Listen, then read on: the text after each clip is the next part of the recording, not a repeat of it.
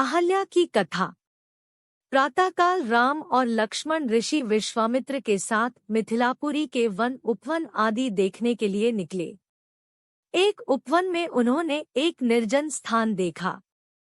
राम बोले, गुरुदेव, यह स्थान देखने में तो आश्रम जैसा दिखाई देता है, किंतु क्या कारण है कि यहाँ कोई ऋषि या मुनि दृष्टिगोचर नहीं हो रहे हैं?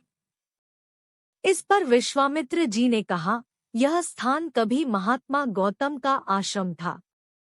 वे अपनी पत्नी अहल्या के साथ यहाँ रहकर तपस्या करते थे। एक दिन गौतम ऋषि की अनुपस्थिति में इंद्र ने गौतम के वेश में आकर अहल्या से प्रणयार्चना की। यद्यपि अहल्या ने इंद्र को पहचान लिया था, तो भी यह सोचकर कि मैं इतनी सौंदर्यशाली हूँ कि देवराज इंद्र स्वयं मुझसे प्रणयार्चना कर रहे हैं, अपनी स्वीकृति दे दी। जब इंद्र अपने लोक लौट रहे थे, तभी अपने आश्रम को वापस आते हुए गौतम ऋषि की दृष्टि इंद्र पर पड़ी। उस समय इंद्र उन्हीं का वेश धारण किए हुए था। तत्काल वे सब कुछ समझ गए और उन्होंने इंद्र को शाप दे दिया।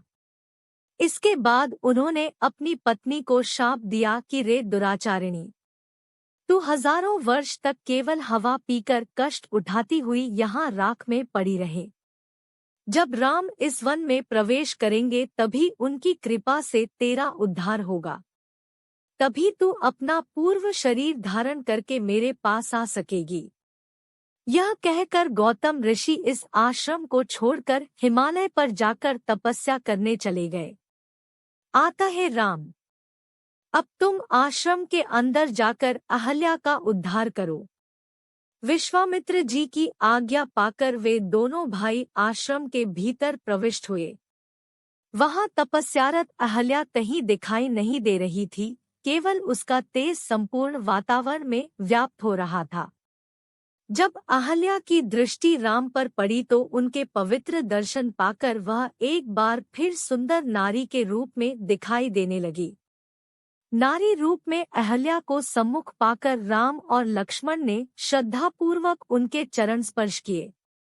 तत्पश्चात उससे उचित आदर सत्कार ग्रहण कर वे मुनिराज के साथ पुनः मिथिलापुरी को लौट आए।